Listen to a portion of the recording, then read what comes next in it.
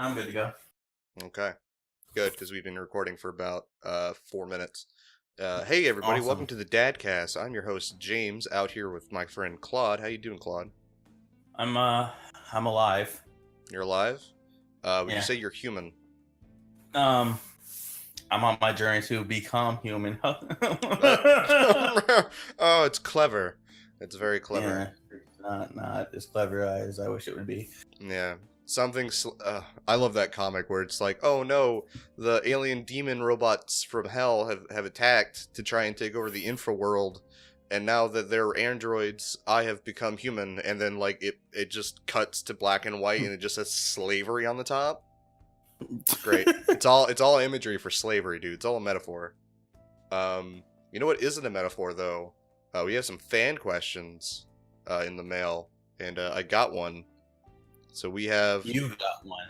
I've got one. I've got three, but we're only going to do one for this podcast. We only do it's one each. You get one. Everybody Why? gets one. I don't know. Because they're. Just do all three. Fuck it. No, just do all three. All right, fine. We got John asking, "Hey, DADCast, why are you called the DADCast?" Oh god. Yeah. Do you Yeah, want? James. Yeah. Do you want to take this one or should I do it?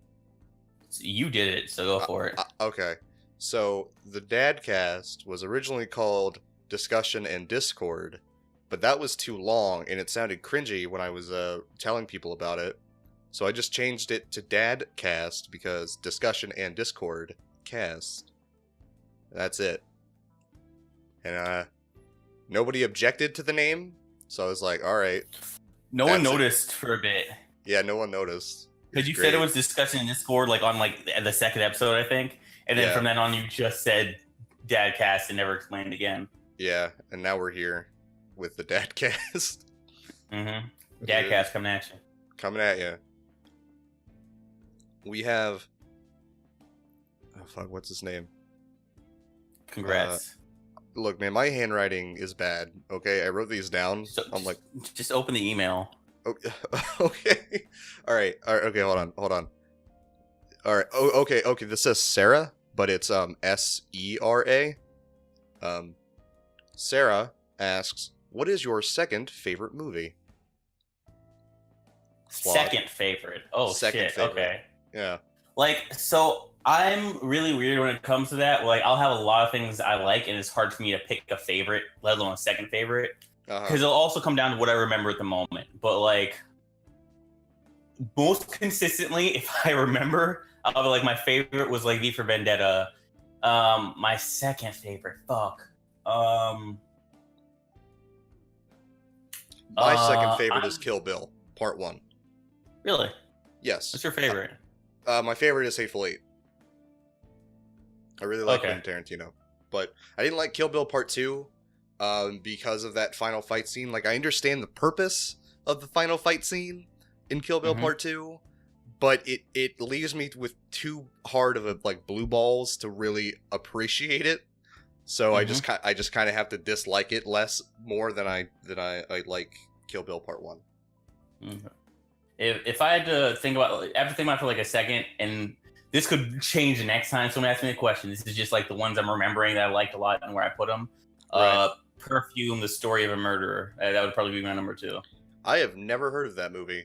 Will you so it's a French film, and what happens is you start the movie off with this guy like about to be like hung, and literally all of like England is there, or France, and like I forgot where they put him at that point, and like everyone is there like cheering for him to be about to be executed. I'm like, what the fuck is this? What did this guy do? And then it cuts back to like his birth, where his mom was working fish and she just farted him out and slid him under the table next to the dead fish. And this man barely survived. Anyway, his whole deal is that he could smell like fucking anything forever. Mm-hmm. Like he could smell like apples from a tree like miles away and smell like which specific apples are rotten from the outside. Like it was like, all right, he's super into smell. Well, something happens where he's so obsessed with how one woman smells, but she won't like let him sniff her because you know that's creepy. Mm-hmm. He accidentally ends up like fucking killing her, and then like after she died, like very shortly after she dies, the smell goes away. He's like, no, and then his whole deal is I'm going to create the perfect scent, like period. But it does involve a lot of murder, and that movie's fantastic. It sounds really weird, but that movie's very good. It's one of my favorites. Clearly, yeah, that sounds weird as fuck, guy. It's super good. Okay. Like, judge me after you've seen the movie. What's it called again? Perfume: The Story of a Murderer. Okay. Interesting. Next question. We have Mike who asks sorry. We have Mike who asks, what's your favorite video game? And why is it Persona 5? Is that what it actually says? Yes. That's pretty good. Yeah, Mike. That's pretty good. Good job, Mike. You did a good, Mike. My mind was balancing between the personas. Mm-hmm. Oh man. My favorite game, only because I haven't finished Persona 5, is going to be Persona 3. Because Persona 3 is really good. It caught me in that. I was gonna say, I'm sorry. It caught me in a really good part of my life where I was just old enough to not be like a super edgelord and actually appreciate the story for more than, oh yeah, these people point guns at their heads and shoot themselves. That's cool. So, good job, Persona 3. You timed yourself good. You did good. Okay. What about you, Claude? What's your favorite video game? Mine's a toss-up, like, because I'm still internally battling if I like Persona 4 or 5 more, and then Nier Automata is like right there too. Nier Automata. Like, so it's like,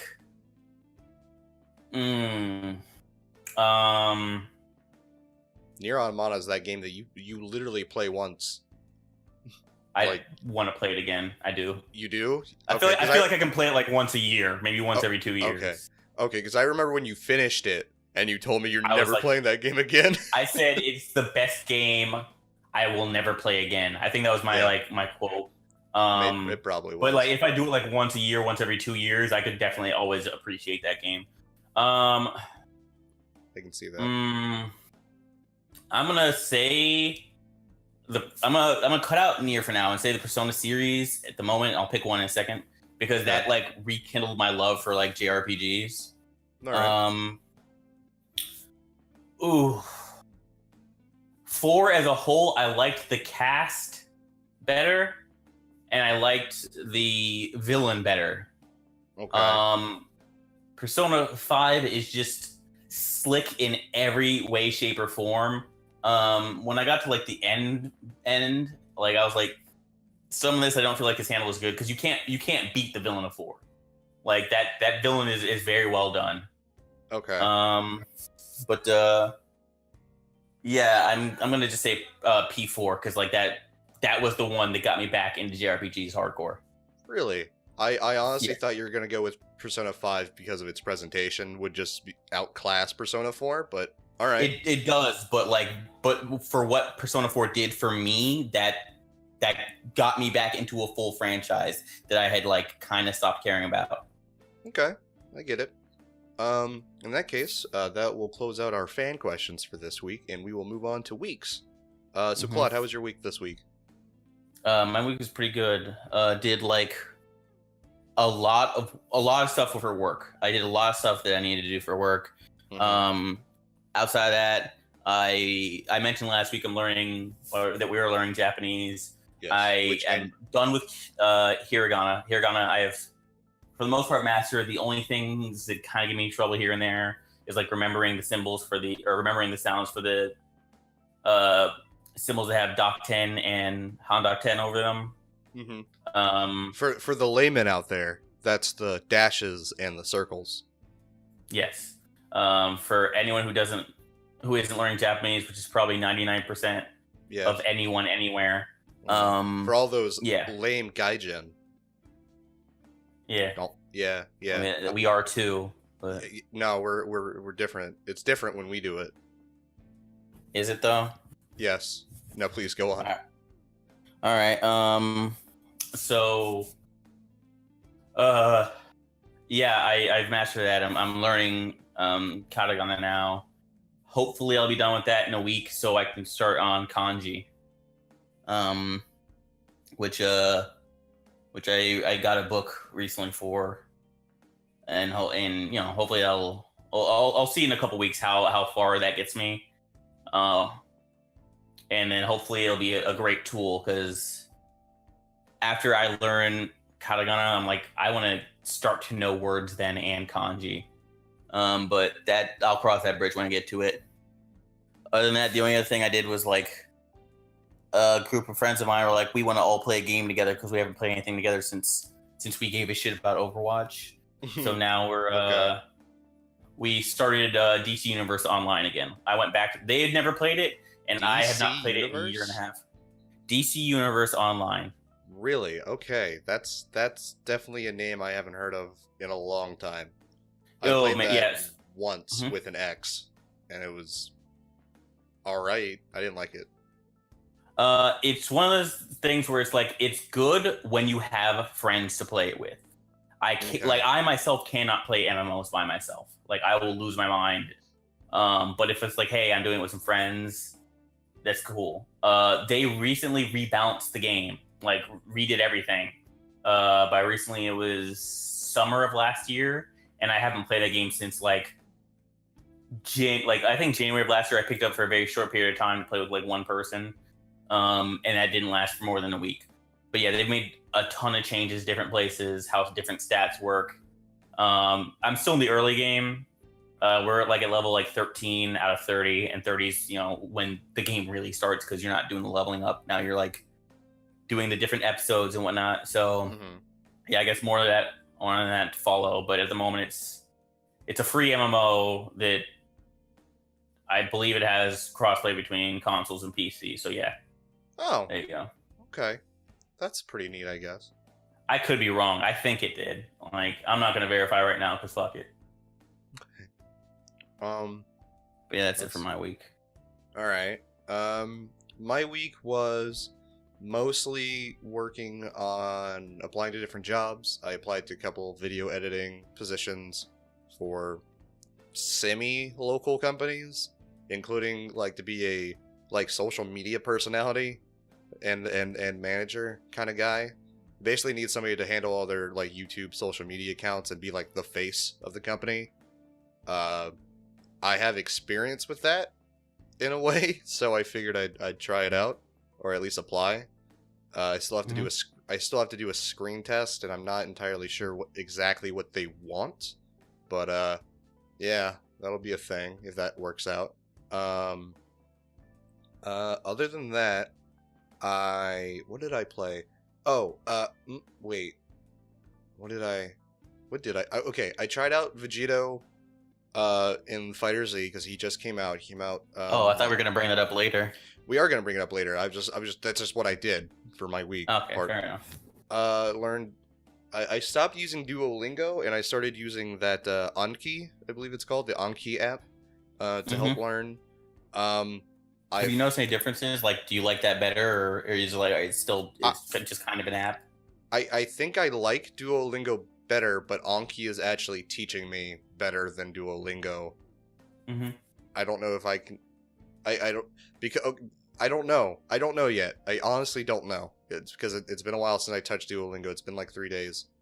Duolingo's thing is they'll give you some stuff, and they'll give you some words, and then they'll just throw shit at you, and it's no, remember this, even though you're only going to hear it once or twice for now. Exactly. The reason Anki isn't meant to just teach you. Its purpose is long-term memory. So, there's something called an SRS system, spaced repetition. Spaced repetition sequence. That might be it. We'll just go with that. But basically, it's all right. You let's just because you'll see different when you were doing the program, and to anyone listening, this isn't just for learning Japanese. This is a flashcard system for literally anything you want to commit it to long-term memory. Because the way it works is you first get your set of flashcards. You can download a deck online. People make decks all the time, and it's completely free. So for what we're doing, which is for hiragana, we're like, all right, it'll give you symbols, and then like you put down what you think the answer is, and if it's correct, it's correct. If it's not, it's not. At the bottom, you have 3 choices. Either I had a hard time remembering that, so it'll give you that question again within a minute. It's like, oh, that was okay for me. I didn't have too hard time remembering it. Then I'm like, all right, you'll probably get a remember from that one in a day, and then like, oh, I remember it very well, 4 days. And the way it works is each time you go through them again, if you have an easy time remembering it, it'll like lengthen the time before you see that card come up again. Right. So, because the whole point of that is like if you're introduced the same information over and over, but like over a lengthening period of time, it helps just committing it to your long-term memory. So while Duolingo will like have all the information right there constantly giving it to you, this is like it'll do the same information like over and over, but you will remember it for longer. Yeah. So that is the strong point of Anki. I'd say the weak point of Anki is that it's purely on self-assessment. So like you have to be like able to, let's say you have to be able to tell the app like, oh, hey, this was easy or this was hard for me. I found myself like constantly hitting, show this to me again in less than 10 minutes because I didn't know the word and I had to see it again. And wait, word? Or are you talking about the character, the hiragana? I would have to. Do you want me to send you the thing that I looked over, like the video thing I was talking about? Yeah. Go ahead and send that to me. Yeah, I'll do because it's an hour-long video, but it's different classes. I think 12 classes maybe, and it's just like, all right, we'll go down one whole column, and it'll be like, all right, this character is ooh. And like it'll like show you like some goofy picture and it's like here's how you associate it, and it like think about this, like it showed the symbol and then like showed like a box, like a cartoonish looking boxer getting punched in the stomach. It's like think about the sound a boxer makes when he's hitting the stomach, like ooh, like all right. Okay. And it's goofy, but it works. So like the majority of things that they're like think of it associate with this, like that helped it stay for me. So then I was like, all right, I have a fairly good grasp on that. And then Anki just reinforced it where it's like, all right, yeah, I do remember that one. Plus I had flashcards for myself. Like I was constantly quizzing myself and stuff. So, yeah, send that. Go ahead and send that to me. All right, I'll forward that to you now. Anything else? Let's see. Oh, I got a new microphone, which listeners might be able to tell. It's what is this called? It is it's an Audio-Technica 2005. I'm using it. It's a dual interface microphone, meaning that it's both USB and analog. So if I had an analog like box I could use, I could plug this in, or I can do what I'm doing now, which is connecting it directly to my computer via USB. So that's really cool, and I really like it, and I would recommend it for anyone wanting to go into like audio stuff. It was about $80. It was good, and I got a little windsock on it. It's cute. If I get really close, it does the meme thing where my voice gets really loud and compressed. Yeah, so that's nice. Wow, I looked at the audio track that I'm recording right when I just did that, and wow. Yeah. Is it super loud? What happened? It very tall waveforms. What else? Gosh, I don't think I did a whole lot this week. That sucks. It's fine. You can't expect to do a lot every week. Like a lot of my week was dominated by work, so that's why I only had like 2 things to bring up. Well, okay. Sorry, just need to drink water. Well, I guess if I didn't really do anything this week, I guess that's the end of our weeks, and we'll move on to the waifu cast. Claude, who is our waifu to discuss this week? Yeah, I figured I'd pick one that we could like just get done really quick, since it's like, all right, it's only me and you here. Yeah. And we're gonna go with Hagekage. What the fuck was Invisible Girl? I'm trying to remember who she was. Hakekage? Was that her name? I really don't remember her name. I'll look it up. Actually, I'm curious. before I fuck this up anymore. But yeah, I have nothing to say on her because they have made her just there enough, but not enough to care about. Oof. Hot takes. Yeah, so I say not viable because literally everyone in her class is better than her. Get her out of here. You know what? Hagakure. Her name is Hagakure. Hagakure. I'm gonna say she is viable because I like her personality, and while she isn't a very good hero, she seems like she's a nice person all around. Like, so I can't say she's not a good hero. Hold on, what? Yeah, I was gonna say, and the lewds are good. They make good lewds. Oh yeah, you'll never see them coming. You'll literally never see her coming. So the thing is, I won't say anything about her not being a good hero because, like, you're caught up with the manga, right? Mm-hmm. Like, you've already seen like what they did with Kirishima and what they've done with like certain characters is like people get their time in the spotlight. Oh yeah, like they get their time to shine. She just hasn't gotten hers yet. Yeah, she hasn't. Like, who was the last person to get there? Is it Aoyama? That was Headphone Jack, right? I think it was Headphone Jack. No, that's Jiro. Aoyama is the belly button laser. Oh God, didn't he get his time during the tournament? No. Oh. The tournament he was super nothing. He got worked. Oh, okay. Well, I remember him having something. Oh well. So it was his whole thing where he was like super creeping on Deku, and like Deku was like, why is he like this? Okay.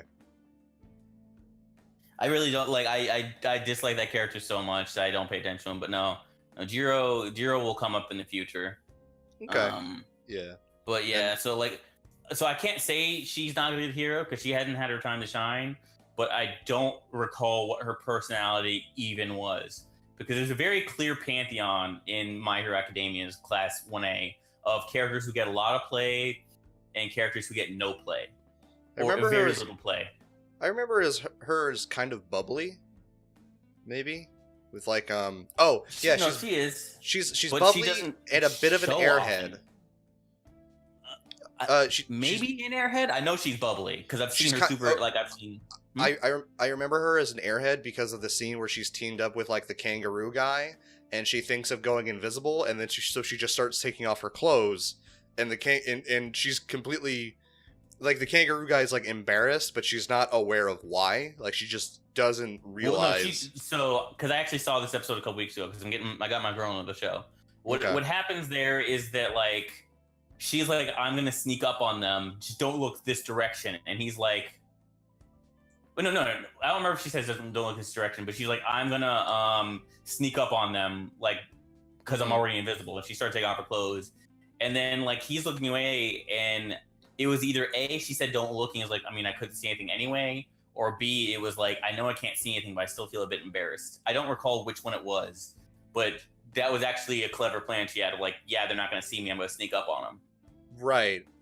I for some reason I remember her having a scene with somebody where she's going completely invisible, but like, well, she's always invisible, but you mean right, but just stripping, and then somebody like.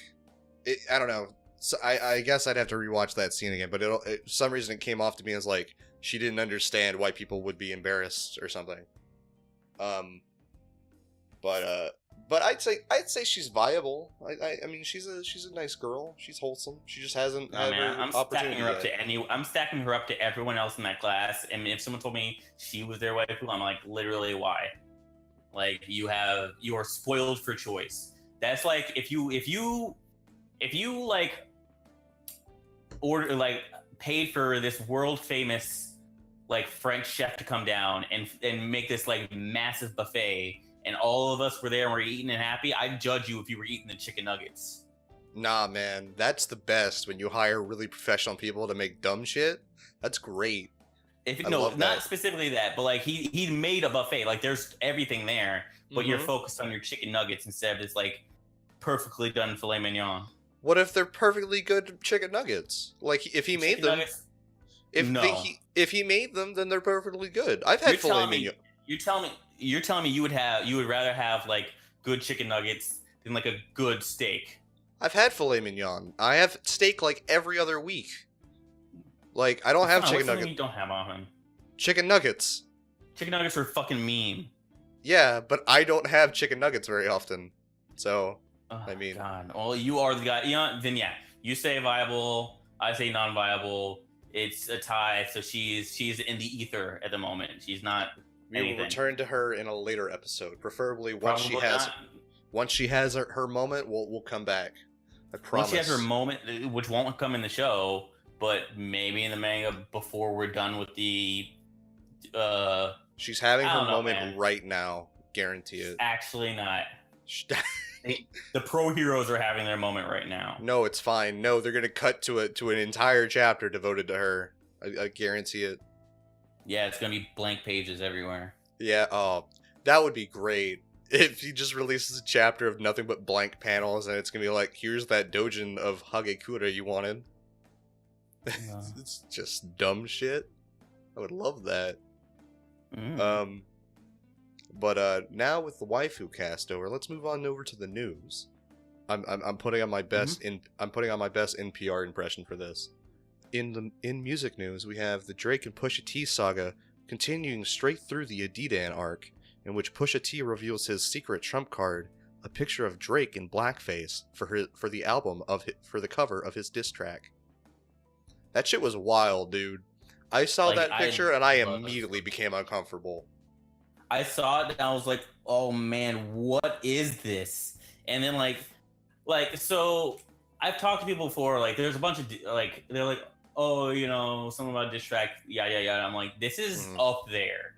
Like, this isn't like some modern ones where I heard where there's like a couple lines in a song. This is that like Stillmatic by like Ether by Nas, like straight whole song dedicated to a middle finger at one person. Like, this is really good. This is going in. Like, I don't know. I really respected that. And then fucking digs up shit about you having an illegitimate son, and then telling you that, yeah, man, that's some shit. Like, my favorite part of that isn't even the song, but all the stuff I've seen about like people saying what Drake's reaction would be. Yeah. But you gotta kill him at this point. You gotta burn his mama's house down. There's no other option for you. The only way for Drake to come back is to fix the pipes in Flint, single-handedly. He has to fix them.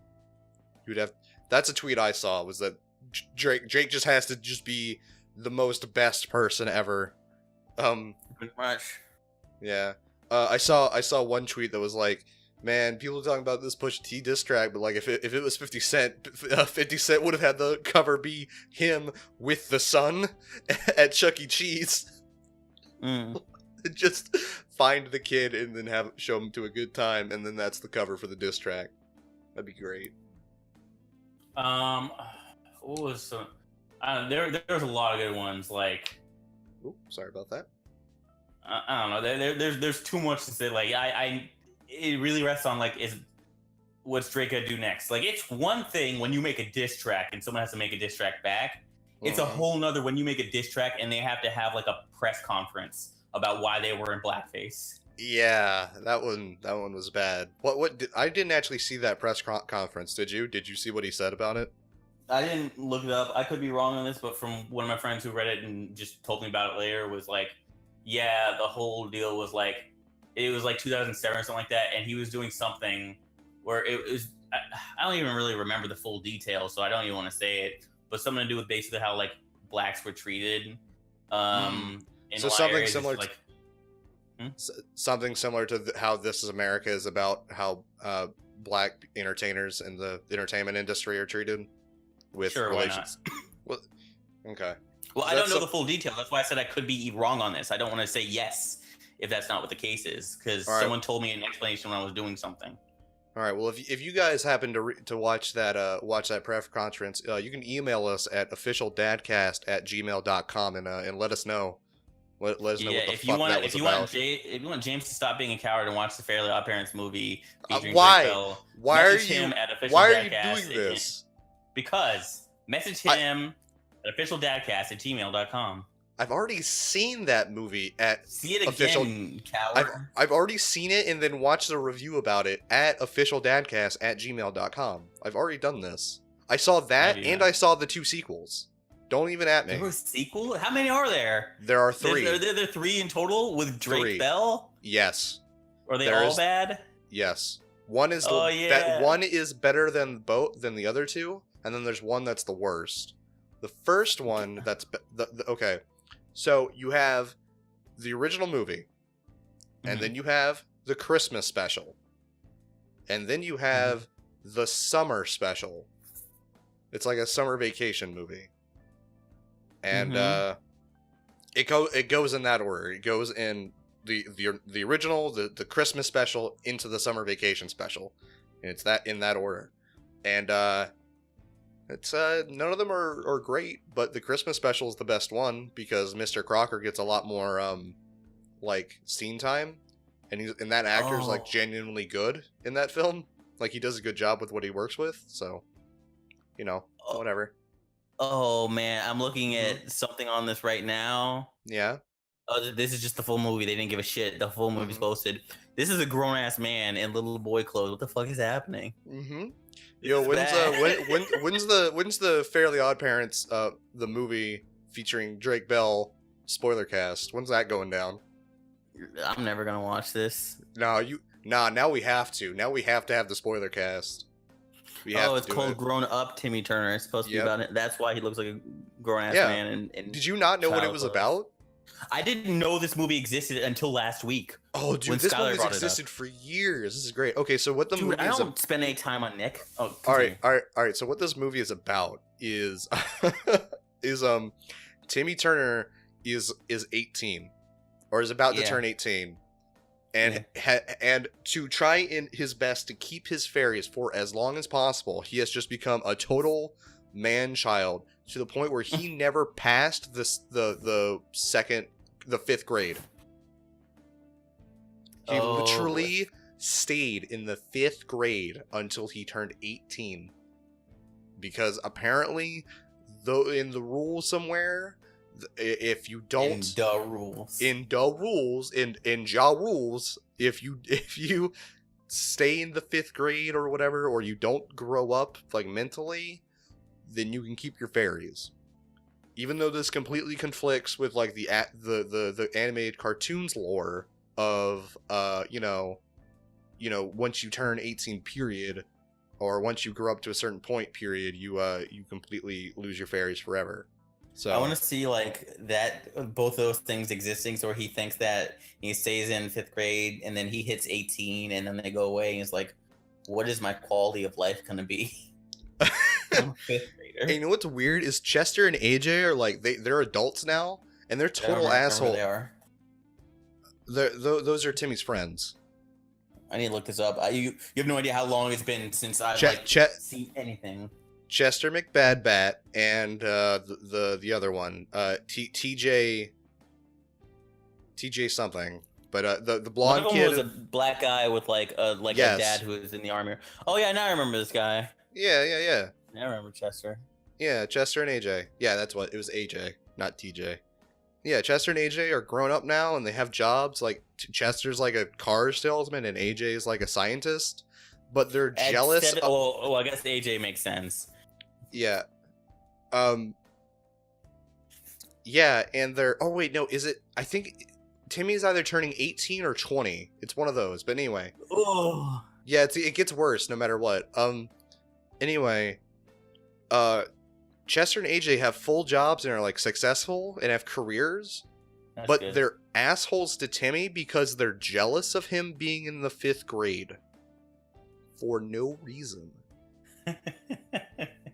Like, they're not aware of him having... Yeah, well, they're not aware of the fairies or anything. They just think Timmy is just... So is it jealous or angry that he hasn't, like, moved out? Jealous. It is jealous. Ooh. Because, like, there are times when, like, they're trying to hit on girls and, like, yeah, I've got a career and everything. And they're, like just ignored by the girls for some reason. Like, we're supposed to not like them, even though they're supposed to be Timmy's, like, only friends. And it's super weird and doesn't make sense. Oh, man. Yeah. I think I'm done with Fairly Odd Parents 4. Like, that's more than I expected. Yeah, man, it's bad. And also this movie makes the original animated movie non-canon. because like Wouldn't it be the other way around? No, because This remember the movie is original. just non-canon. No, this is the real canon. How do you know that, or are you just saying it? I'm just saying it, but like, there's nothing to suggest it's not canon. Let's move on. Let's move No, on. hold on. Let's. Did you remember the original Fairly Odd Parents movie, with the TV remote and everything? Where we see like adult Timmy Turner, and he was like cool and like Batman or like a ninja or some shit. No. It was a good movie for when I was a child. I don't remember it. Well, it was a good movie. I was never that strongly connected to Fairly Odd Parents. I remember how I told you like anything like Butch Hartman worked on. Mm-hmm. Like, not that his style is bad, but like for whatever how the music choices were. Oh, that's right. Like, you hated the music. You're right. Like it happened so often, and it frustrated me. I could not pay attention. I stopped watching those shows. It's literally just his shows that I had those problems with. The one I stuck with the longest is probably Danny Phantom now. Well, that was because Danny Phantom was genuinely a good show. That fucking theme song was fucking lit, fam. Straight killing in early 2000s. What else is straight killing in the 2000s? Kanye West dropped a new 7-track album titled simply Ye. Buy my homeless man clothes. I still don't believe anyone bought that shit. That's unbelievable. Nobody did. That was the problem. Oh really? Yeah, nobody bought that shit, which was why good. Kanye West is like in like financial troubles. But yeah, the album is supposed to address like the kind of the controversies of what he said about like slavery being a choice, and his political views with Trump and everything. Because as you can imagine, a lot of people in the hip hop industry did not appreciate that sentiment that he had. But we still do have some features on this album. I think we got I want to say Future is on there. I want to say Rihanna is in there somewhere. We've got quite a number of people. And as far as the production goes, because I gave the full album a listen, but I didn't have enough time to like really dig into this. But the production quality of the album is really good, and that's never been an issue with Kanye. His production's always been like high tier. I mean, because he started as a producer, but there's one track on the album where I remember him, like, I think he name drops Donald Trump or he mentions MAGA or something. But it's a good album production wise. So give that a listen. It's on Spotify. As far as I'm aware, it's not on Tidal. So I think Kanye West was pulled from Tidal. I can't remember. Oh. But yeah, check it out. Check it out, and I don't think it'll change your mind on Kanye West at all. But if you want to hear what Kanye West, talking to me, or are you saying to people? Just talk to anybody in general. Anybody who's listening, just like, you know, I don't think it'll change anybody's mind on like Kanye West's views. But I mean, you get to hear what the man has to say in a slightly better version than random tweets he comes out with. Which, by the way, he tweeted about the Drake and Pusha T diss, and said essentially that Pusha T won. Like, there's no coming back from that. It's done. It's over. Pusha T won the game. Won that shit hard. Yeah. Speaking of winning the game, in gaming news, we have PUBG suing Epic's Fortnite for copyright infringement in Korea. How's that winning the game? Fortnite wins the game. In that PUBG is now butt mad that half of its player base has now moved to Fortnite. Literally, half of PUBG players are now back into Fortnite. As of that lawsuit starting, or you mean in general? In general, and I'm saying like this is citing kind of the lawsuit, it's rather inciting the lawsuit. So for those of you who somehow have been living under a rock for the past year and a half, PlayerUnknown's Battlegrounds is a battle royale game in which you drop into a map, a very large map with 99 other players, and you have a limited amount of time to go towards the center of the map, in which a wall of death is essentially closing in on at specific intervals. And this isn't meant to drive players closer to each other, to always be in combat of some kind. Fortnite is similar, but it also has the added crafting mechanic and a less realistic art style. It's much more kid-friendly. It's like Blizzard, Pixar-ish styles. Exactly. It's very like child appropriate, whereas like PUBG is more like a military or aesthetic. Generic. That's the right term. Generic. PUBG Which also makes this lawsuit even funnier to me. Yes, PUBG or not PUBG. Fortnite also has a co-op like story mode that is separate from Fortnite or from the Battle Royale mode. But they're specifically suing for Battle Royale copyright, not specifically the whole thing. Yeah, yes, of course. But what the PUBG company, the company that owns PUBG, bought it from PlayerUnknown, who now works with the company. PUBG, yeah. Huh? PUBG is owned by a company I think called like Blue something. Yeah, I just said it was Bluehole. Bluehole. I'm sorry, I misheard.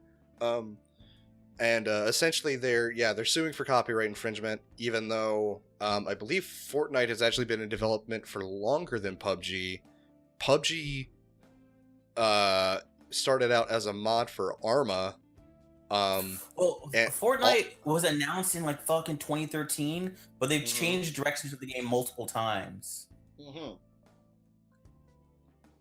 For that information, I don't like, to be frank, I don't give a shit about Battle Royale. I don't give a shit about Fortnite. I don't give a shit about PUBG.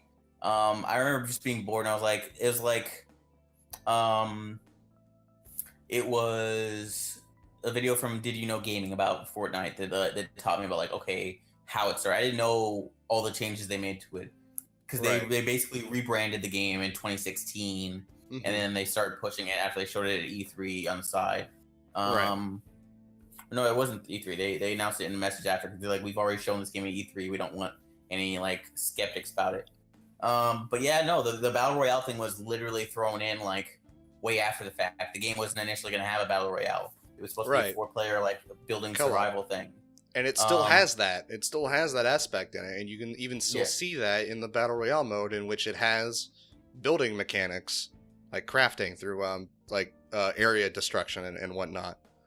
I think the funniest part of this lawsuit is that they're suing Epic Games, but didn't Epic Games make Unreal Engine 4? Like, they're the one who like pushes that out. Yes, they do. So you're suing the company who makes your engine. Yes. Like, that seems kind of weird. Also, I'd like to point everybody in the audience to a special series of books, or it's one book, a novel, it's one novel, a manga, and 2 films called Battle Royale, in which this is the exact fucking concept that PUBG got it from. Battle Royale has existed long before PUBG was even a fucking thought. Everybody go read Battle Royale. It's a great fucking manga and an even better book. Don't watch the movies. They're not that great. The first movie is really good. I don't like it. I think it strays too far from the manga. I didn't care for the second one. Well, yeah, nobody cares for the second one, but I especially didn't care for the first one, because I didn't think it did the manga or the novel justice. Even then, if we're focusing on gaming, like PUBG is trying to like sue for this stuff, but they didn't even invent it in games. Like, nope. H1Z1 was the first one like popularize it, but it didn't like take off. Like, there's always that thing where like there's a genre thing, and you make the first or something, maybe even the second, and then another one comes along to like make that thing explode. And even then, Battle Royale just stems from like death matches. That's all. I mean, all death matches is Battle Royale, but the goal has changed. Like, the goal has changed from being the goal of deathmatch is just to get the most kills, but like but now if you switch it to like, no, you're not focusing on kills, you're focusing on surviving. But deathmatch mode in like any game is the exact same concept. You have a bunch of players all trying to kill each other, and then that's it. It's like, I think my favorite quote about this whole scenario, as a lot of my quotes basically recently have been coming from had been Jim Sterling, where he was Jim like Sterling yelling at is like God. Jim Sterling, like he was talking about how stupid and angry this was making him. Like he was like he was talking about how like there's so much stuff in PUBG that's just generic asset clips or something. If you showed a screenshot of, it would be hard to determine if that was like PUBG or something else, like versus Fortnite, which is like so legally distinct. Like you could show a random screenshot from anywhere in it, and someone would be like, "That's Fortnite." And I think the thing he said at the end of it, he's like, "It makes me mad. It makes me so mad I want to come." I'm like, "What?" Ooh, that's oof. Oh. That I never heard that before. I lost it. Like Somebody man. somebody get Jim Sterling a napkin or something. He gets angry too much. Oof. All right. I don't know how I'm going to segue into this next topic, unless you have something else to say about the Fortnite PUBG thing. I think everybody kind of overall agrees that's stupid. Nothing. I'm just gonna say I'm gonna see, because they're specifically suing them in Korean courts. I don't know how that's even gonna work. Because it's a Korean company, and I don't know. I don't know how Korean court works either. Yeah, so I guess we'll see. But no, I don't have a segue. That's your thing. You usually try, and you're about like 30% for hitting them well. So 30%. Damn. That's it's not because last week you did you called it Call of Duty V instead of 5 specifically so you could transition with Vegito. But that's still confusing. No, I didn't call it Call of Duty V. I called it Battlefield V. You fucking idiot. Oh, yeah, that's right. I got them mixed up. Whatever. You're thinking of Call of Duty I, dude. Come on. No, you called it Battlefield V. I listened to this like half an hour ago. Yeah, I know. No, I meant you were confusing. I meant you were confusing Call of Duty with Battlefield, but the new Call of Duty game is Call of Duty Black Ops I. I want it to be Tally so bad when they get to 5. It'll be great. It'll be great. Who is it else like that doesn't fit this? Oh yeah, keep going. Sorry. No, I was just saying, how dare you interrupt my segue? I can't believe you would do that. Just like Lunastra interrupts my your fucking fighting animations when he hits you. A new Monster Hunter World update adds Lunastra. I don't have that game. Claude, tell me about it, please. So I haven't touched Monster Hunter in a minute. Mainly because there've been other things I want to play, and like right now they're drip feeding more content in, which is like good, but I'll come back to it later. Apparently there's a lot of new stuff coming. So, like there's new like gamma gear, and there's other different things. There's arc tempered monsters. I haven't looked into this. What is gamma gear and what is arc tempered monsters? Explain those two concepts. I haven't looked into those yet. I just literally saw a thumbnail of somebody explaining all the stuff in the new patch coming up. Okay. Like, I saw that earlier today in passing. Okay, I thought these were new, old concepts brought into the new game. No, my mistake. Absolutely, all of this is brand new. Like Tempered Monsters is brand new to World. Which Tempered Monsters is just like the monsters hit harder and like have more health. They're a problem. I don't know. I'm guessing Arc Tempered Monsters are even further beyond. Even further beyond. Yeah. You there? It's better that you. Oh god, you're roboting. Because it's you're already roboting. alpha Stop. gear and beta gear. Huh? You roboted really hard for like a solid minute. Go back to. I don't remember. Go back like 30 seconds into what you were saying. Okay, it doesn't really matter too much. But yeah, like there's the alpha gear and the beta gear, and I'm guessing there's gonna be another variation, which gamma gear. Normally, alpha gear was like, all right, here's the gear and here's all the stats. Beta gear is like, here's the gear, here's some stats. There's not many, but there's a lot more slots for like gems to give you like abilities that you want. So I don't know what they're gonna do with gamma gear. That's just that's something brand new. So I'm looking at these notes right here. Lunastra is from the 2006 Monster Hunter 2. She's an elder dragon. It's just a variation of the Teostra. It's a stronger variation of the Teostra. Oh, okay. Kind of like how there's like Rathalos and like Azure Rathalos. Okay.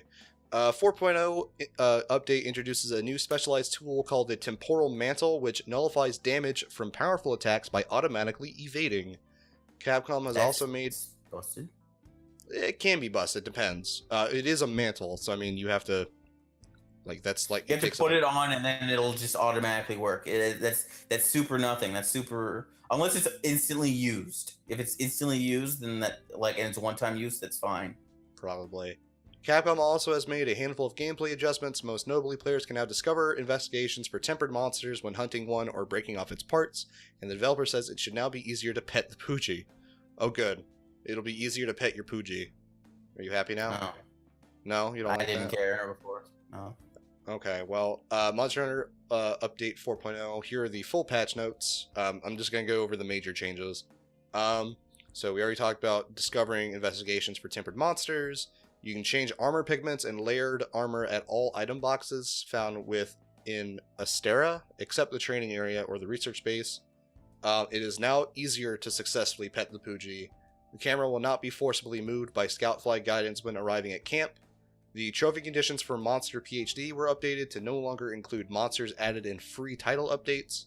With this design change, you can now unlock the trophy achievement by speaking to Ecological Research if you've already maxed out the research levels for the original lineup of monsters. And wow, we even got some Street Fighter V patches in here. Damn, I'm amazed that they hit these here. When performing the Shoryuken or Hadoken gestures, male characters or armor that makes you look like a male character will now use Ryu's voice from Street Fighter V, while female characters or armor that makes you look like a female character will now use Sakura's voice from Street Fighter V. So damn, That's good. We got hidden Street Fighter V tech in here. I wonder how this is going to change the meta for Street Fighter V. Because I had that Hadoken and Shoryuken emote, and then I took off the Ryu armor because that armor is stats wise, that armor is trash. Of course, but, I would still have Ryu's voice when doing it. I'm like, man, this throws off because I have a female character. But, oh man, that's bad. That's bad. Yeah.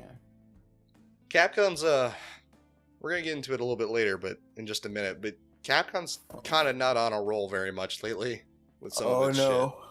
But first, we're gonna talk about some good. We got some Mega Man 11 gameplay, and it looks alright. It looks like Mega Man. When they showed the bosses, that actually looked pretty interesting. And then what was it? Yeah. The whole there was that new mechanic. It was double something. It was what? It was when he's slowing down time. Oh shit! I must have missed that. That's in the middle of the trailer. Oh fuck, dude! And then they showed the big boss at the end of it. Oh man, hold on. Now I gotta go looking at shit. Wrong trailer. Huh? No, look. Did you look at the wrong trailer? Look at the pre-order trailer. That was from May 29th, so this is the right trailer. I probably just didn't look at it. I probably just didn't see it. You may be... in double gear system. So stop the flow of time. Slow the flow of time? What is this? What? Overcharge the Mega Buster? So it's like... Okay, I'm not sure. Yeah, they brought a bunch of stuff in there. I'm not sure I understand what's going on. And then I'm looking at now, the thing with the last boss that I'm talking about that doesn't look like it fits in a Mega Man game. Is it 2 minutes? Fuse Man looks hype. That Fuse Man boss, it's jumping all over the screen shit. That's cool. Okay, so this is it's like a separate energy gauge that gives you some extra. Okay, so double gear it just means you have 2 powers. You have power that you have selected, and then this gear power. Oh yeah, wow, that boss doesn't look like it's from a Mega Man game. Blockman. Oof. But at least he's attacking that weak point for big damage. Okay, that's pretty cool. Okay, so double gear being you get the power that you have, which is the power that you have, which is either slow down time or power up your Mega Buster. It seems like it has a limit to how much you can use it, and then you have your normal powers that you get from fighting bosses plus the Mega Buster. I thought that was its own separate time stop thing. You're just pushing yourself further, and because you're doing that, time slows down around you. That was my assumption because It he's still is. in his It regular is. armor while he's doing that. So I Yes, didn't think that it is. It is a separate thing. That's why it's double gear. You have two different kinds of power. You have your normal Mega Buster power, and then you have this new thing. I thought you meant like different powers in like from one of the Robot Masters. No, okay, never mind. We were on the same page. I just misunderstood what you meant. Yeah. Yeah. You must have misunderstood what I meant. But you know what I misunderstood. I must have misunderstood what the term arcade perfect meant, because Capcom's Street Fighter 30th anniversary is an arcade perfect pile of shit. Let's go over some of the things that are bad. It's arcade perfect because if you're playing it next to your friend, you're fine. But you can't play an arcade game like with someone else in the world, and you gotta be right next to you. So they're gonna fuck you up on your online. Yeah, that's why Third Strike Online Edition was so trash, because you couldn't do anything except Third Strike Online Edition is literally the best version of that game ever. Never played it. You've been to our mutual friend's house and played Third Strike. I know you have. We played it against each other. I don't remember playing you in Third Strike. Well, okay, whatever. Anyway, let's go over some of the small things that are big problems in 30th anniversary. One, they didn't use GGPO netcode. They made their own shitty netcode that's bad. I will explain how it's bad in a minute. What else? If you hit yes to a rematch, you will be taken out into the menu to select which game you want to play, and the only way then to actually have a rematch in the game you wanted to play, you have to hit no to the rematch, and then you'll be brought back to the character select screen. So if you want to go through, also, even then you don't get to pick your stage. If you go back to character select screen, you can't pick your stage. You have to pick your stage when you pick your game, and it doesn't like. Yes. So you pick how it goes is you're in the main menu, you hit start, you hit play offline, you pick what game you want to play, and then it immediately has you pick a stage. And then you pick and then the game loads up, and then you pick your character, and then you play a match. Oh, okay. I got that map backwards. That's whatever though. For offline, that's how Street Fighter 5 works. It's whatever. What? No, it's. You pick your stage before your characters in Street Fighter 5. I guess, but it's still weird. Okay, well, first of all, it's still not arcade perfect, because that's not how it works in the arcade. But no, that's dumb. No, that is dumb, because one, when it asks you if you want to have a rematch, it boots you out to pick what game you want to play. I'm just saying, like, the idea of like picking stage before characters is whatever to me. But what you should do is what it should be is if you want a rematch, you hit yes, and then then you restart the match. If you hit no, it should boot you to the stage select screen, and then the character select, and then the match. And then if you want to leave and pick a different game, you press start and then go to choose. I didn't dispute any of this. Okay. Well, you dispute the stage select, and the stage select thing is stupid. I'm talking about initially when you get into it at first, not when you hit rematch. That part is dumb. I'm not talking about that one. Okay. Hold on a sec. I'm in that part where I'm talking. I can feel the burp coming on, but I don't want to burp into my mic. Gross. So whatever, man. You're gross. Also, so the way the netcode works is, normally with. By the way, this was advertised as having rollback netcode, so everybody was hoping that they would have GGPO, which is like the best netcode you can have for a game. How it works is basically you have both players pinging the server at specific intervals, and the way Capcom's the way GGPO works is that like the netcode doesn't focus on both players being perfectly not pinging at the same time necessarily, but making sure that when they do ping, they're pinging the same kind of data. I guess it's asynchronous, so it's not like it's doing it not at specific intervals. It's doing it when it needs to, or when it feels that it needs to. And Capcom has a similar thing, but it's constantly pinging, so things are constantly rolling back every other frame, and it's janky. It looks bad. Also, when you play online, if you go into lobby mode, and you want to play one of the players in your lobby, both characters select which game they want to play, and it's a rock paper scissors.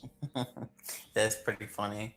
That's meme tier. Why would they do that? Yeah. Oh, you want to play Third Strike? Nah, you're playing Alpha. Fuck you. Oh, and the home button. If you press the home button by accident or something like that, that is an instant disconnect from the match. There is a rage quit button. Yes, there's officially a rage quit button. Yep, perfect. Man, this urine is trash. Fuck you. Home button. Get that ass, man. Now, this is quite because I actually didn't hear. I always hear about the online issues. How is the game fine offline or no? The game is fine if you don't mind like having to back out into the. Oh well, okay. The game is fine. Oh shit! Knocked over a bottle. The game is fine if you have a DualShock 4 controller, or you have a arcade stick that has a touchpad on it, because Start is dedicated to the touchpad. Yeah, I remember seeing that thing from Max. That was goofy. Yeah. Why don't fucking dedicate a button that not every control system has to that? It's Capcom, dog. It's Capcom and Street Fighter. Like, but it seems like that department of Capcom is constantly tripping on itself. It is, for some reason. Why is the fighting game part of Capcom so bad? And Monster Hunter is pretty good. What happened? A whole different team that's been working on it. Those teams aren't associated. I guess. Damn. But yeah, I guess if you don't mind like having to have the same stage, it's fine. Like, and stuff. It plays fine. I'm in a weird spot where like I never cared too much about stages. I care about them, but like I don't know. Like I just think the fact that the yes no to rematch thing is completely ass backwards and inside out doesn't make sense and is just bad UI design. It could be like Marvel vs. Capcom where you didn't even get the option and just be like, all right, or Marvel vs. Capcom Infinite. You'd be like, all right, go all the way back. Actually, that's how Marvel vs. Capcom Infinite worked. Part of why it was so bad. And then that game is dead. Only player that game is dead. No, and only player one could choose to go back to character select. Yep, that was the one that was frustrating. I was like, why? I like every time I was playing with my friend, like, because we would just constantly run sets until someone was like, I want to switch up my team. Like we could play the same team for hours if we had a team we were happy with. Mm-hmm. But like at the end of each game, I'd be like, yo, you want to keep playing or are we switching teams? And see, like Street Fighter 5, like that lets you go back to stage select from the end of a rematch. Oh, also, you online it's not arcade perfect because you don't see your win screen, which is it's negligible, but like it's not arcade perfect. You don't see your win screen. Shut the fuck up, Capcom. It's god. And then they delayed the Japanese version of the game. They did? What? Yeah. I didn't hear about this. Yeah, because the Japanese version is like, I'm not sure if it's because of all the issues right now, because the Japanese version wasn't going to come out at the same time as the American one. But the American one came out, problems everywhere, and I think it's delayed to like September. Fuck Capcom. I personally say if when we get to Japan, you see the Capcom office. I'm going to shit in their bathroom. Shit in their bathroom. I won't flush. It's fuck Capcom. Fuck corporate Capcom. That's fuck Street Fighter Capcom. That's what it is. It's fuck Street Fighter Capcom. I'm gonna find the Street Fighter place, the area. I'm gonna shit in their bathroom. Because like the thing is, like I was gonna get it this weekend, like because I mean I have a couple people I would play with, like who I could just hang out with. I would only buy that game disc based because fuck anything online with that. I'd be bringing it to people's houses. Because like I don't have the PS3, so I mean I'm not gonna do the online version of Third Strike because I really like to this day the animations and sprites for it and everything in Third Strike hold up really well. That game is gorgeous still. They're god tier. they're godlike. It's amazing. Someone told me Elena like dancing. like that. Elena like, dancing. Shut up, man.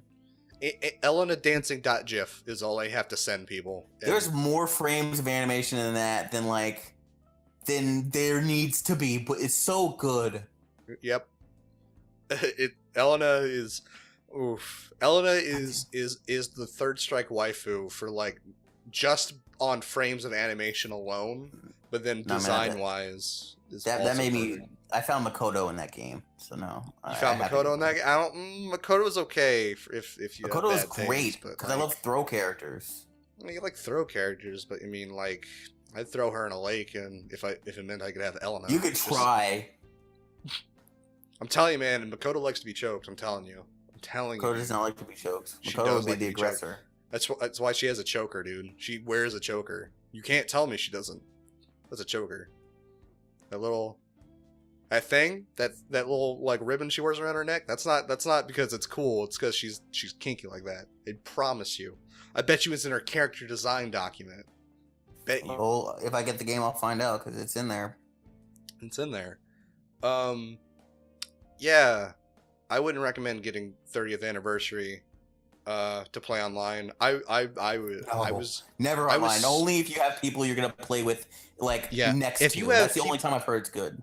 If you have people that will regularly come over to your house, or you will go to their house and you will play video games with, get it on a disc, and that's only it. Disc, yes. Only disc.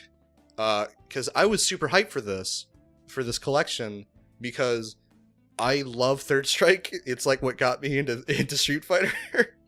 like I played Third Strike before I played Street Fighter 4, but Street Fighter 4 is the one I played like not competitively, but that's what like got me into wanting to play competitively. But Street Fighter 3 is where I started, and I was really hyped to play like Alpha 3 and Street Fighter 3 and I wasn't going to touch 2 because I'm not really big on those games, but I was really that far back. That's like if you didn't go to the arcades and play them back then, like it's you can appreciate them.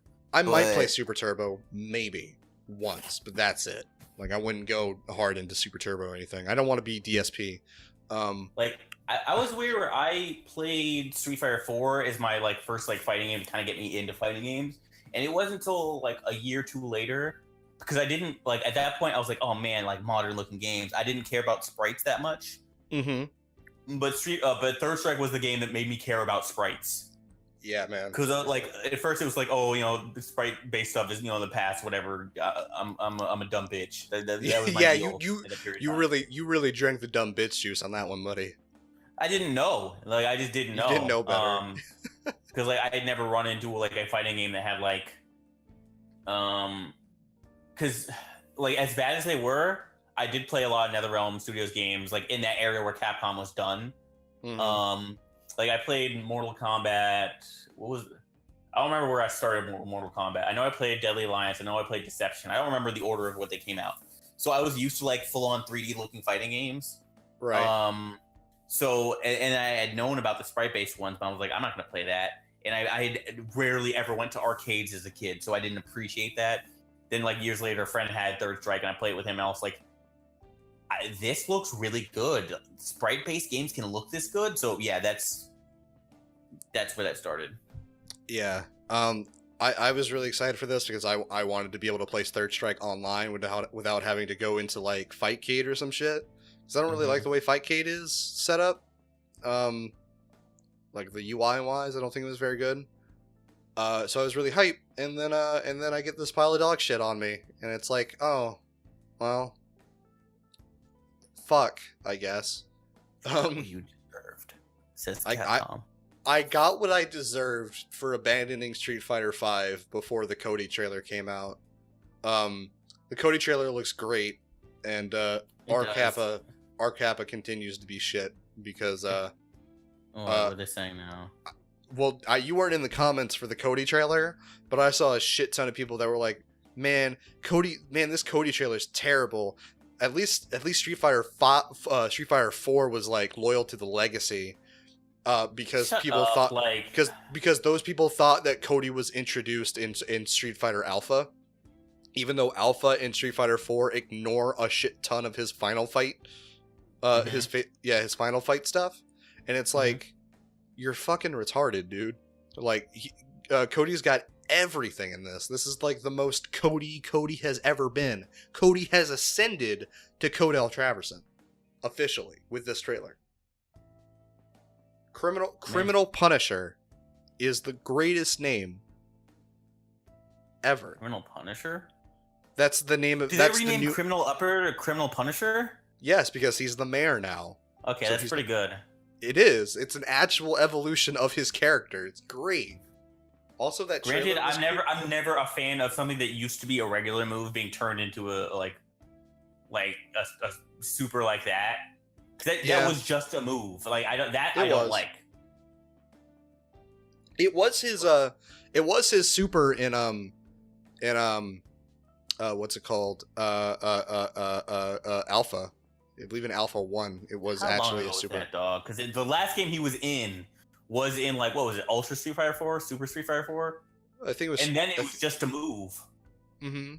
It was fair enough. Fine. Yeah, I guess. Depends on what he's been up to. Maybe he got powered down. Maybe he's not the strongest person in the Street Fighter universe anymore. It happens. He's not. Oro is. Yeah, no, he's stronger than Oro. Or is he was. Actually? Or are you saying that? He was stronger than Oro in Street Fighter 4 because he could physically create gusts of winds with his fist. So I mean, that part of Cody I like so much is like he's not special, the super skilled guy. He's just ungodly strong for no reason. And that's why my headcanon is that he's stronger than Oro, or as strong as Oro at least, because he can just punch wind. Fight you with Oro will be like, I'll fight you with just one arm, because if I fought with both arms, it wouldn't be fair.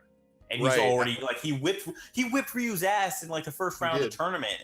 But Cody's stronger than Oro, dude. Cody's stronger than Ryu, dude. I'm telling you. A lot of people are stronger than Ryu, to be honest. That's true. Ryu's like just the world's strongest homeless man. Like he's not even that impressive. Hadouken, spare some change. Oh my gosh. I don't know what Ryu would do if you gave him a house. He'd leave it. He'd leave it and tell you something about something. The heart of destiny is in the battle or something. You owe me your rent money lies in the heart of battle, and he just puts up his set like he's like, all right, fight. It's like, wait a minute. I just wanted to pay my rent money, dude. What the fuck? Did you turn this apartment into a dojo? Who's that little girl? And what's that green thing? And who's that man in the pink gi? And who's that man with the red hair? What is this bullshit? Dan would not be there. Dan would be there because Sakura and Blanca were there, and Dan likes both of them. Dan likes both of them, but like, I don't think does Blanca give a shit about Ryu? Because I know Blanca's friends with the other two. I know that those three are a set, and I know that. I think Blanca likes Ryu because Sakura likes Ryu. I think. I know Dan hates Ryu, but he would be there because Sakura's there. Like Sakura would probably drag them there. Maybe I don't know. Street Fighter lore is like not even that special, so I might don't do it. Don't worry about it, man. Unless you're talking about Cody, then it's special enough. You can also tell who made which team made which characters because man, Cody's animations look a lot better than Falk. It's bad. It's not a good time with Falk. I mean, but it's a good time with Cody. Cody's cool. Mm-hmm. Falk, God, he almost made me care enough to get back into Street Fighter 5. Like he almost did it on his own. So I'm like, he's pretty cool. Yeah, I looked at that trailer and I was like, you know what? He almost got me, Street Fighter 5. He almost got me. And then I remember, I said it, and I was going to say, and then I remember that I would have to pay for Cody, and I was like, you almost got me. And I remembered I still don't, that I got chipped out of my fucking Zenogre armor for, no, not even that, the Zenogre armor that I really wanted for Armika. Yeah. But I missed one of the things by a day, so I was like, oh, plus, I would have to pay for them because I don't have the season Season 3? Is it Season 3 right now for Street Fighter? 3.5 is what they're calling it. Okay, yeah, I don't have that pass, so I don't have any of the characters since Sakura came out with Arcade Edition. I really want to play some fucking Third Strike, dude. I would love to play Third Strike. Dude, my girl's interested in getting into fighting games, so I was like, oh man, this might be the way. Is this... Damn. I was about to make the fucking Knuckles Dewey joke, but it's not even worth it. Like, the next time I come over, can we just play Third Strike, dude? Like Fighter Z has its time, but like I want Third Strike right now, dude. No, like that's part of why I wanted it on disc. When we go to Stewie's house, when I go to James's house, like there's a couple places I'll go that I can bring that I know people will be down for that. Yeah.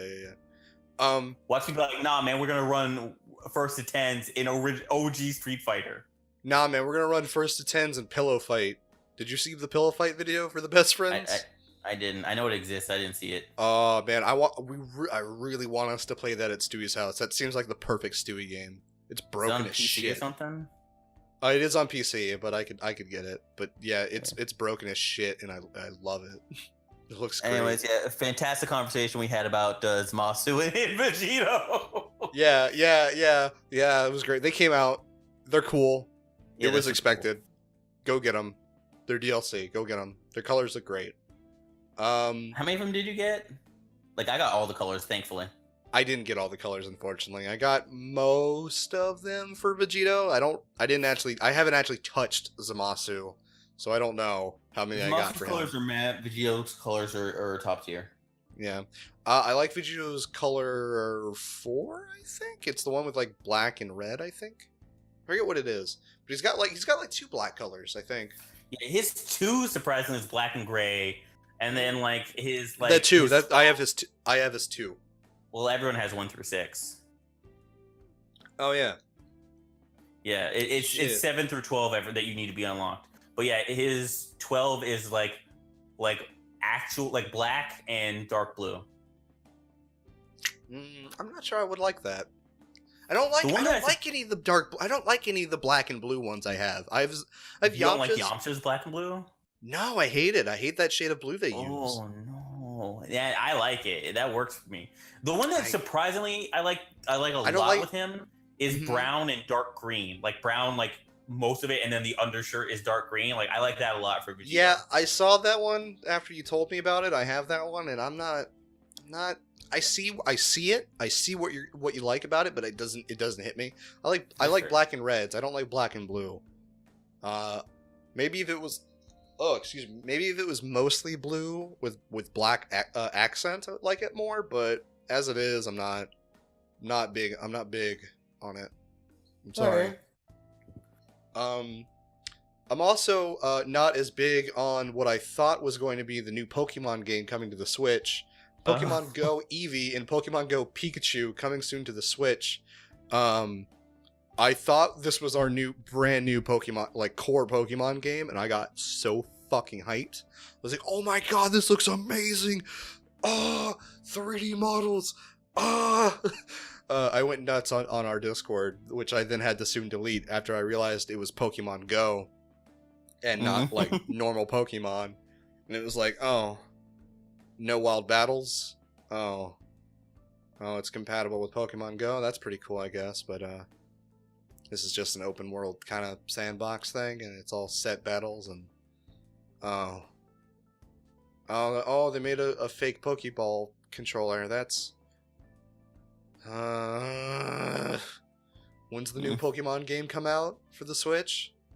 2019. Didn't Game Freak say something about that?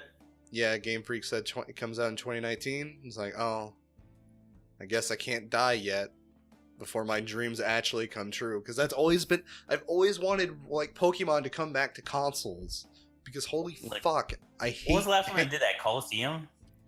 Yeah, but that wasn't like a Pokemon game. That was just Battle Simulator. And even then, you had a legit Pokemon game on. Yeah, mobile. Oh, that's right. Because you were never big on mobile, so you never got to play a lot of them. Yeah. Like I had the original ones. Like I had yellow. Because I had a Game Boy Color. I had yellow. I had blue. I think the last one I had was on the SP. I had like ruby. Yeah, I had ruby and emerald. And those were fun, but they're handheld, and I was like, I don't like having to carry this around. I'm a big boy. My pockets, I'm doing, it hurts. It's uncomfortable. Whatever. Like, dumb kid reasons for why I don't like mobile games. Yeah. So I'm happy that we're going to be getting a new core game in 2019. But I guess if you really need that Pokemon fix, Pokemon Go for Eevee Pikachu is kind of what you're gonna have to deal with, I guess.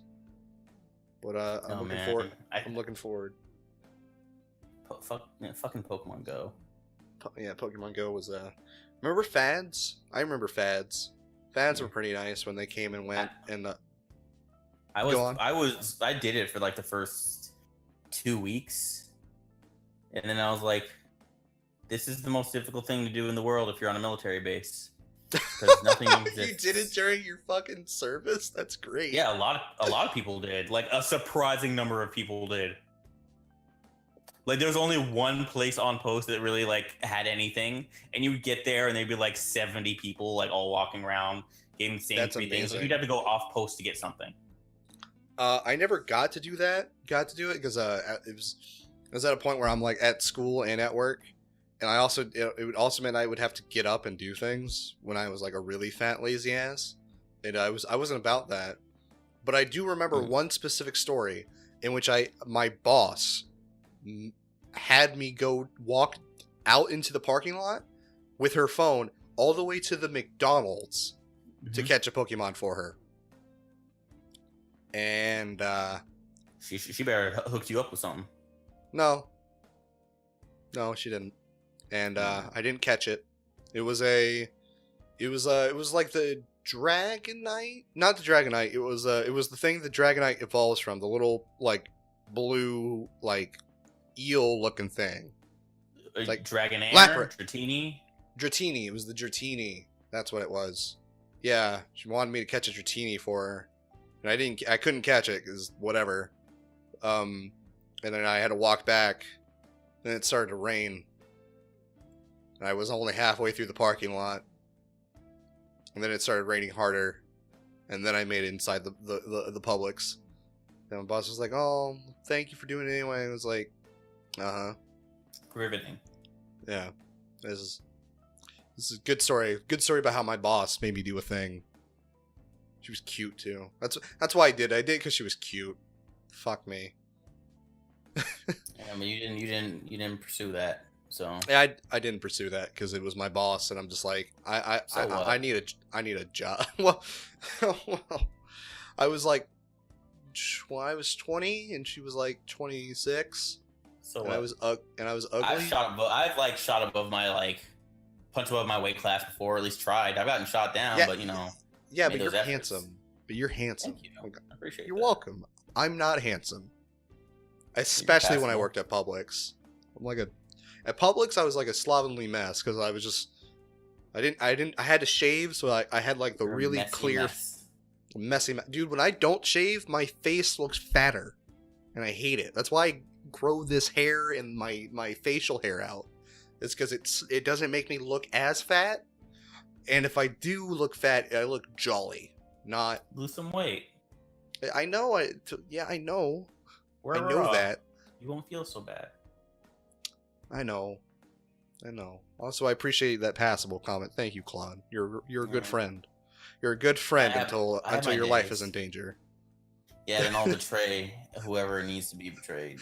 You're a great friend as right up until you get the bailet, and then and then friendship is suddenly a foreign concept, and nothing has any value outside of the bailet. Mm-hmm. I'm gonna become a god. Like fuck everything else. Speaking of fuck everybody else, Fallout 76 was teased after a 6-hour live stream on Twitch by Bethesda. Was it only 6 hours? I thought it was longer than that. It was more than 6 hours. I don't remember the exact number, but it was several hours in which nothing was announced.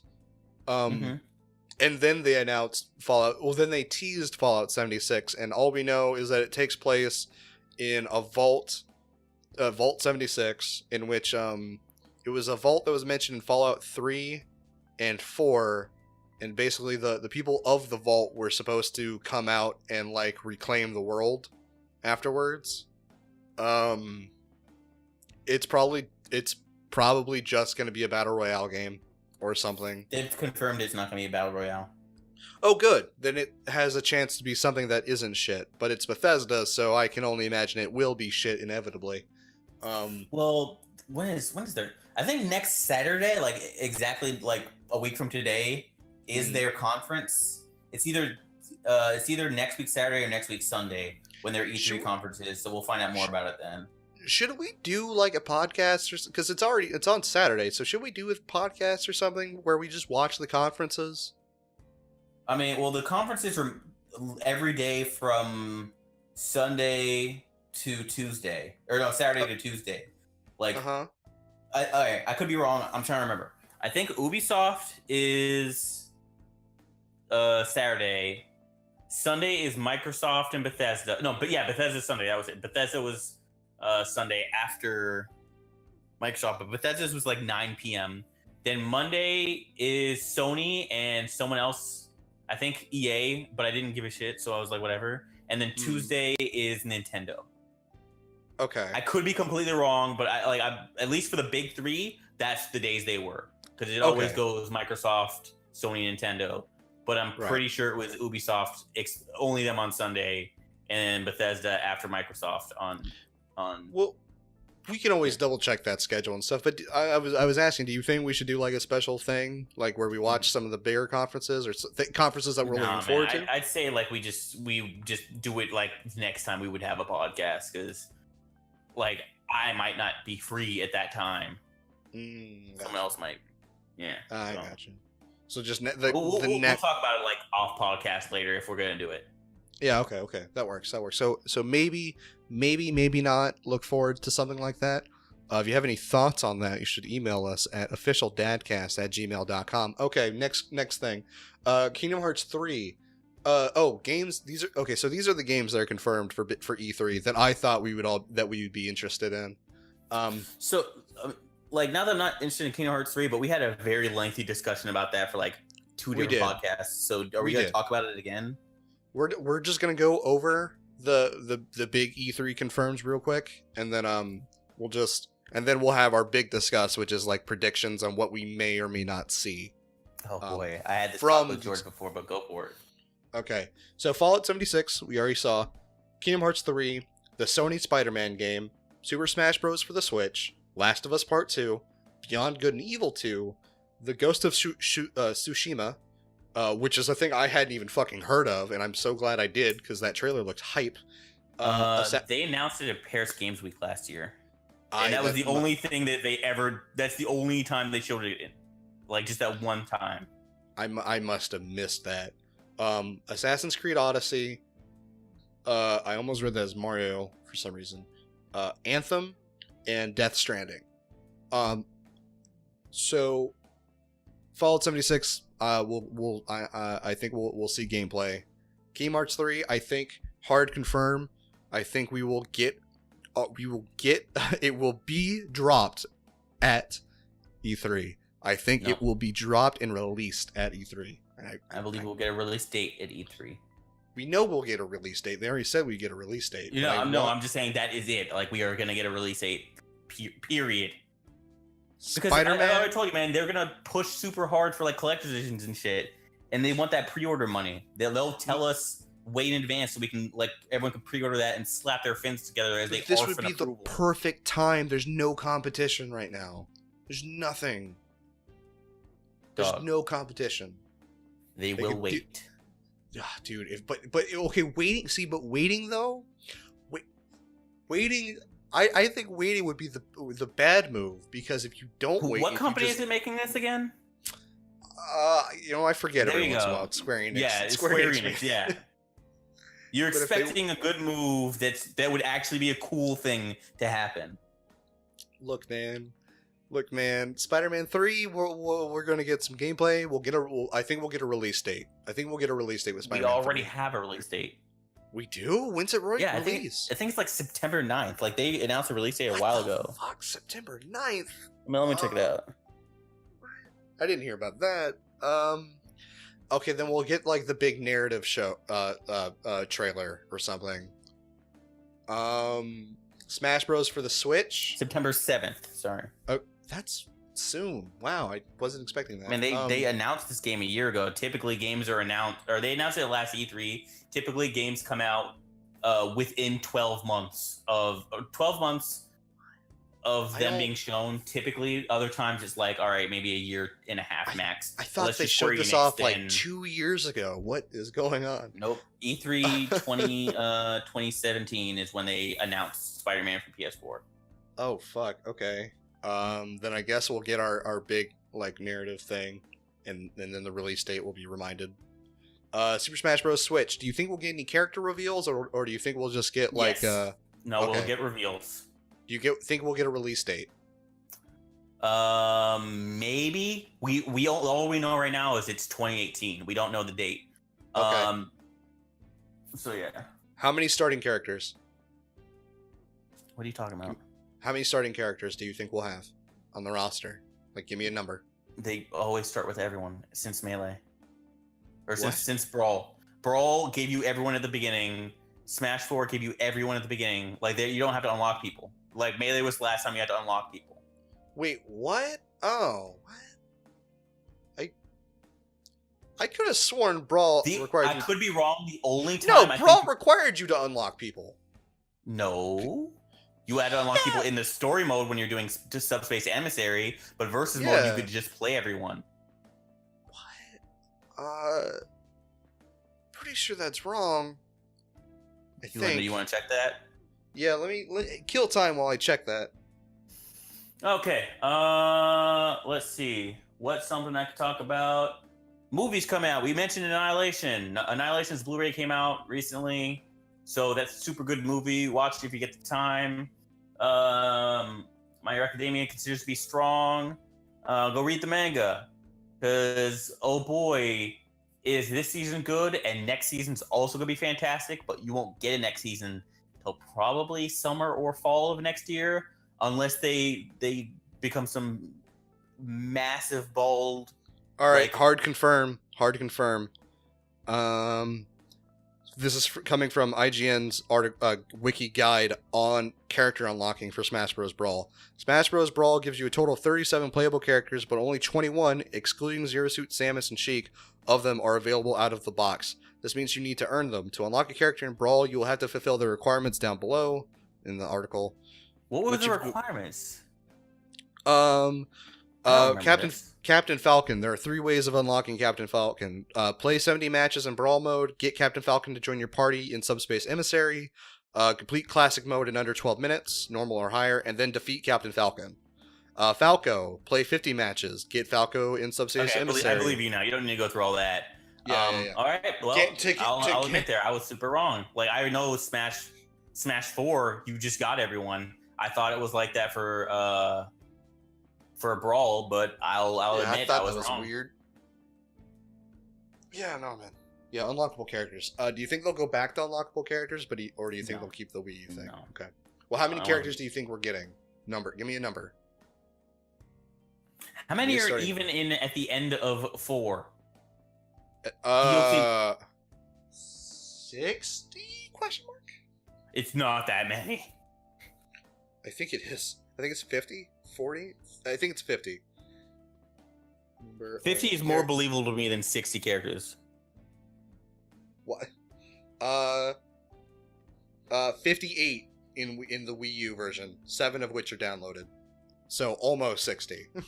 Okay, 65. I'll say 65. 65. I think we're going back to like 30. I think starting. I don't think they're taking anyone out. I think because I feel like this is a 4.5. Like this is a port with some additions. No, I think this is gonna be a brand new game. Didn't they confirm it was a brand new game? No, they haven't said anything since that initial trailer. Damn. Like we just know it's called Smash Bros. It doesn't say Smash Bros for Switch. It doesn't say Smash 5. We just know it's called Smash Bros. Use Smash for Switch a port. There's theories. No, like they have kept their mouths shut since doing that. That initial trailer at the end of their direct. I can't wait for it to just be Pokemon Snap, but with Smash characters. I would love that. You would love Pokemon Snap, but with Smash characters. Just something that isn't Snap. But it's not Smash. Yeah, I don't give a shit. What? You love Smash. I do. And you just want something that isn't the game that you want. You just want fucking. It's another thing I want, so I'll be like, screw it, why not? What if it's Mortal? What if it's Mortal Kombat with Smash? Which Mortal Kombat? 10. Answer the question. Yeah, I'd love to see like X-rays of like Mario getting rocked. Fucking Mario's skull is shaped like his head. Oh. In his mustache bone is apparent too. Yeah. Oh. So it's like, oh man, he's not human. Wait, why do Zelda and Sheik have the same skeleton? That doesn't make any sense. Just get that guy ousted. All right, Last of Us Part 2. Do you think we're gonna get gameplay? Yeah. Yeah. Like, so one of the things they said, Sony specifically, is they are building their E3 around their 4 pillars, which is gonna be Spider-Man, Last of Us, Ghost of Tsushima, and Death Stranding. So those 4 will get a lot of play. Oh, Ghost of Tsushima is like first party? I thought it was gonna be third party. Okay. That is a PlayStation exclusive. Yeah, they said they're building their E3 around their 4 games coming out. All right, I dig it. That's good. Okay. What do you think Ghost of Tsushima is? Like, I'm literally no clue. Because I've just seen that first trailer they showed at Paris Games Week, and that's it. I want to say it's going to be like Neo in terms of gameplay. I would hope not. Really? You don't like Neo gameplay? I like Neo. I just want something different because, like, Neo is not like a Souls game. Like, it has similarities. It's not a Souls game, but I'd want a different type of combat. I want something completely different. It's Metal Gear. It's Metal Gear gameplay. Like stealth and all that? Yeah.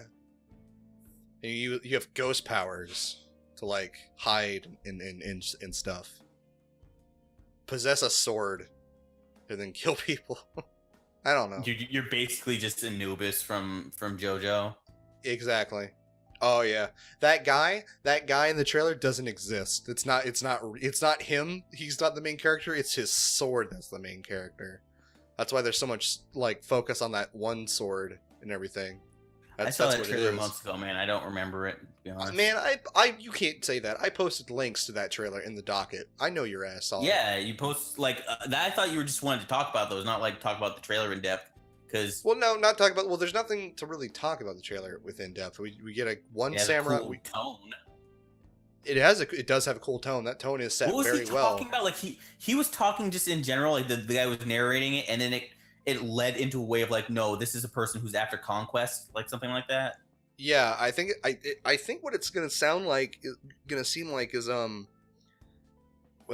like maybe it's like the Khans are invading, not the Khans. Okay, well, okay, so it's samurai, right? So maybe it's like a romance of the how many kingdoms was it? 13? 3 kingdoms. 3 kingdoms.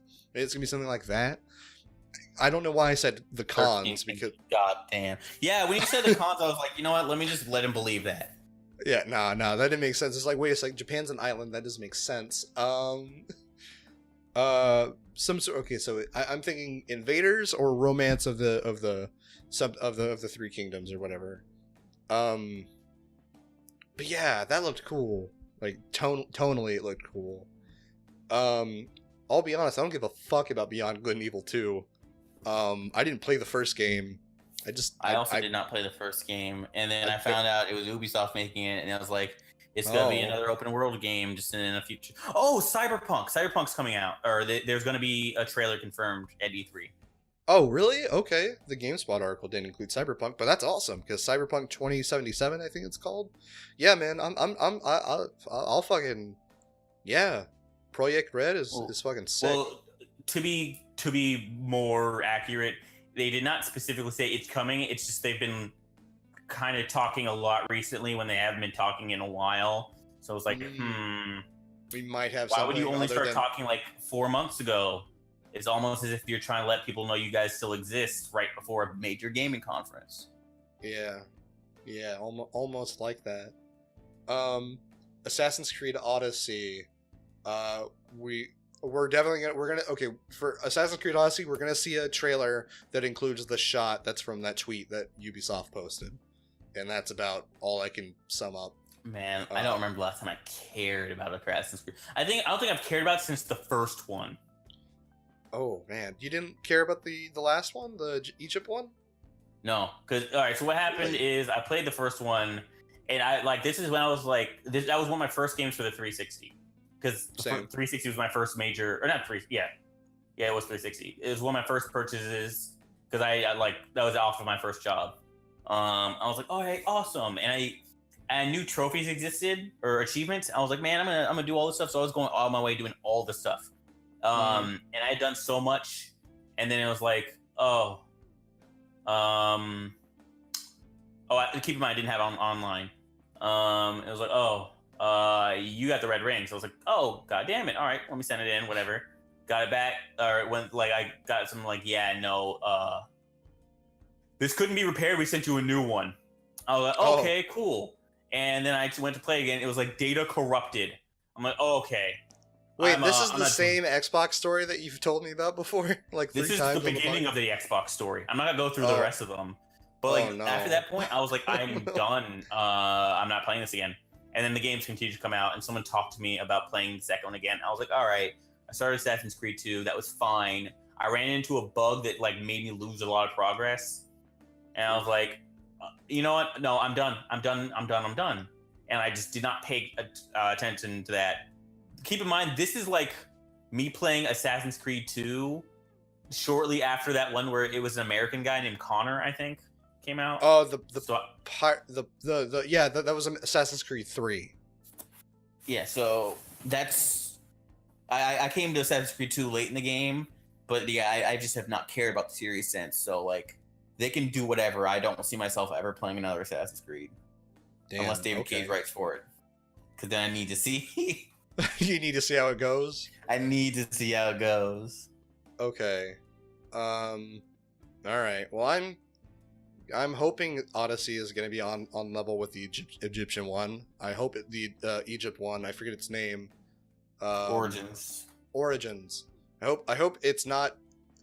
I hope Origins wasn't just a random luck thing, and that Odyssey is going to be on par or better than Origins. So apparently, from what I've heard from the people who were big fans of it, the story is now kind of stupid, but they're consistently good.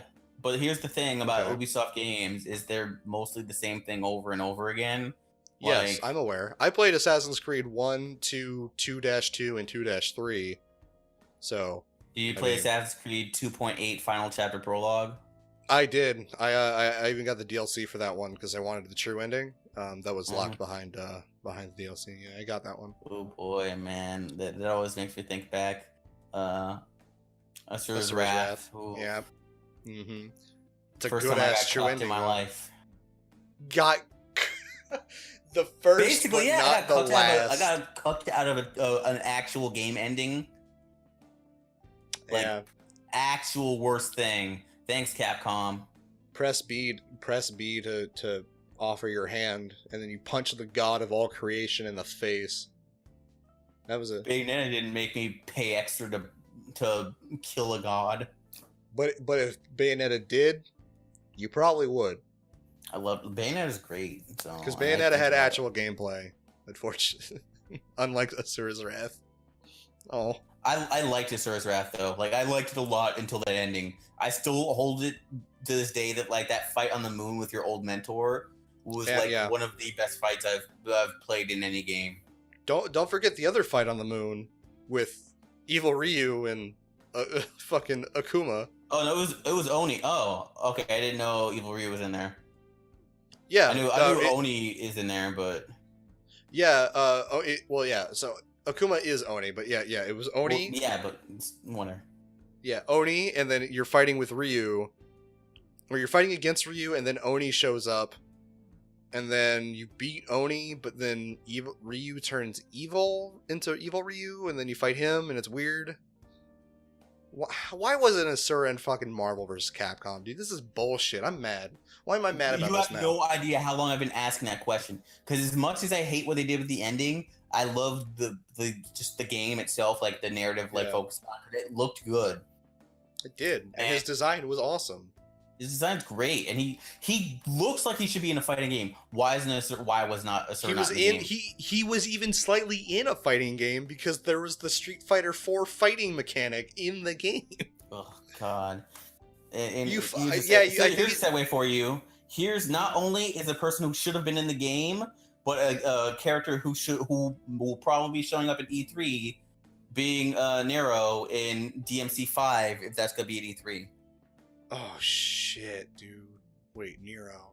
Yeah, they said because one, he should have been in a fighting game since then, like Marvel vs. Capcom 3 and right. Marvel vs. Capcom Infinite. Nero from DMC4. It's completely blanked. It was like, who the fuck are you talking about? Yeah, Nero from DMC.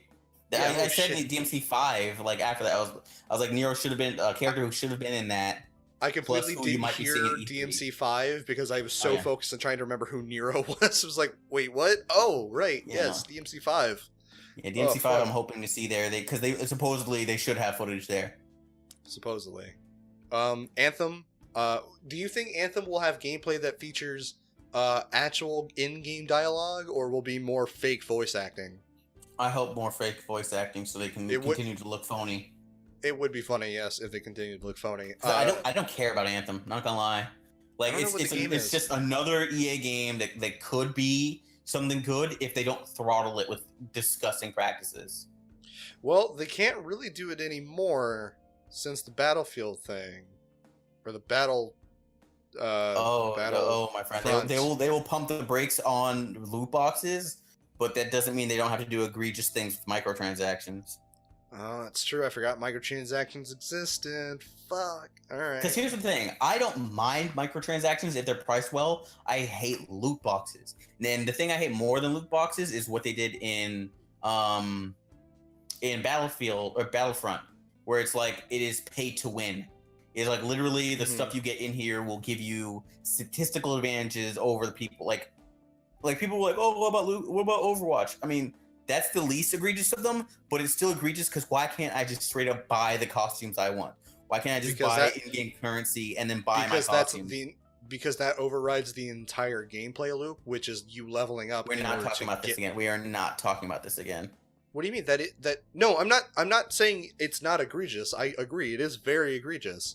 But I'm saying like that's specifically why they don't let you, is because there's no other part of the gameplay loop is you level up and then you get the loot boxes and that's it. If people were able to buy the specific costumes, there would be no purpose in leveling up because there is no other incentive to level up outside of. I don't know if you remember. This is a very long argument. I want to just kind of go on. Okay, fine. Fucking Microsoft decided to hit me with that update. Not the update, but like notification, like, hey, join our free rewards program by giving us more data. Thank you, Microsoft. I appreciate that. You're very, very nice when you interrupt my fucking podcast. Even though I muted my system sounds, but whatever. Don't worry about it. Death Stranding. What do you think we're gonna get? Do you think we'll get gameplay? Do you think we'll get more narrative stuff? Do you think it's Kojima, man. Like I could throw out 9 answers and he'd probably find a way just to sneak past all of them and give me something different. You know what? Give me the trailer. Tell me like 5 scenes that the trailer will have. I don't even know. I barely know what this game is. I know. Throw shit at the wall. Throw shit at the wall at me. I'd rather not. Now do it. No. Do it. If you don't do it, I'm gonna do it, and then I'm gonna be expecting you to do it. Regardless, go for it. All right. So, scene 1, frame 1, we get a continuation of the shot from the last trailer of the big crater. Maybe our main guy is like in the crater now. Maybe he's like walking through it or something, exploring it. Scene 2, crater starts to rain.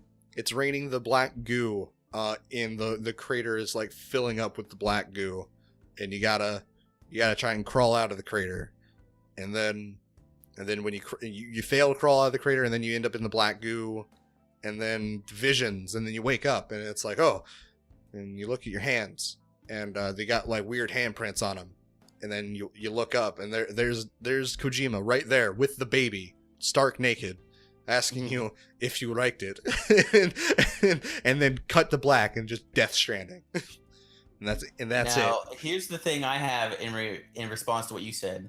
What you Yes. said you're watching the trailer, and that is 1-to-1 everything that happens. I will. I don't know. Can I sue? Can I sue, or can I just simply now start making predictions? For money, because that's weird. You can try to sue, but you can definitely do the second one. Yeah, I think I'll do the second one. Like, hey, I can predict Kojima games with 100% accuracy. Ask me anything. What's Death Stranding? Sue, and that holds up development on the game or anything for the game, People like will your hate life me. would be in danger.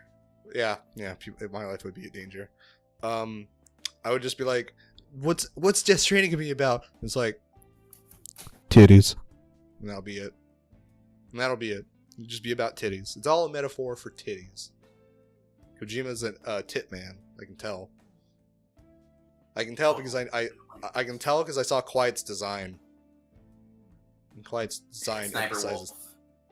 Yeah, and Sniper Wolf. Yeah, his women, they always emphasize the titty.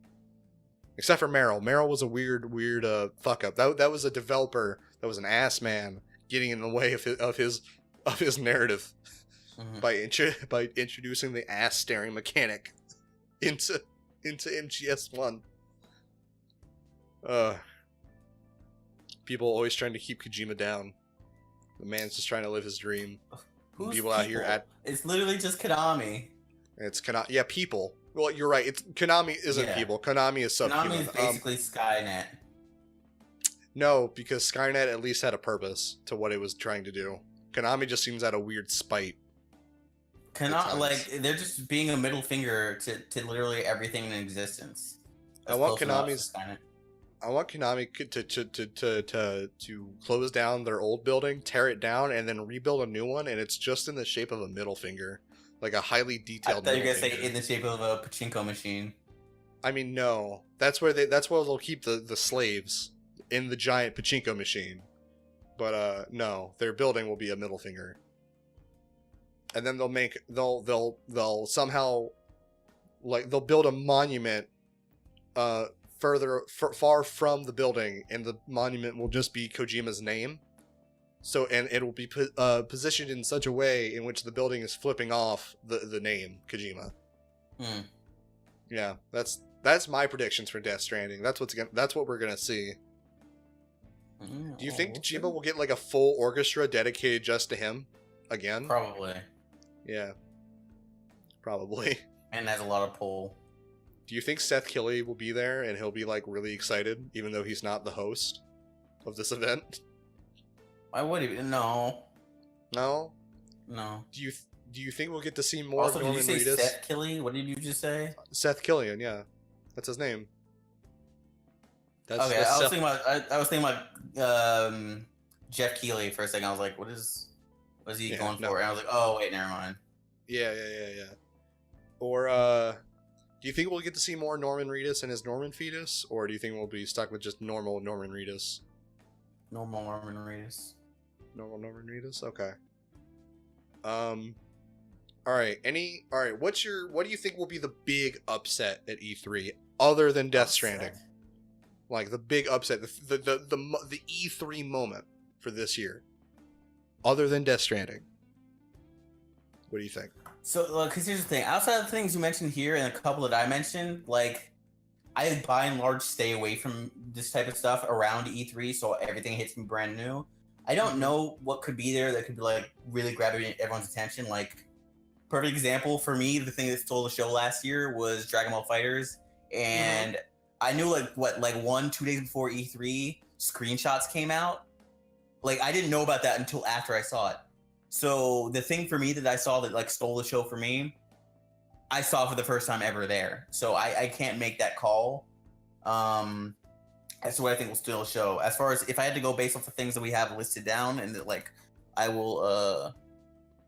could try and guess from.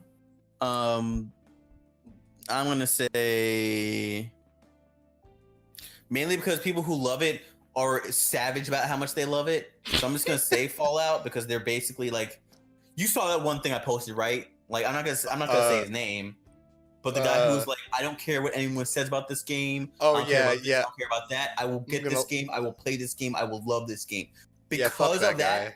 I feel like that will be the upset because people will have rock hard erections waiting for that for information on that.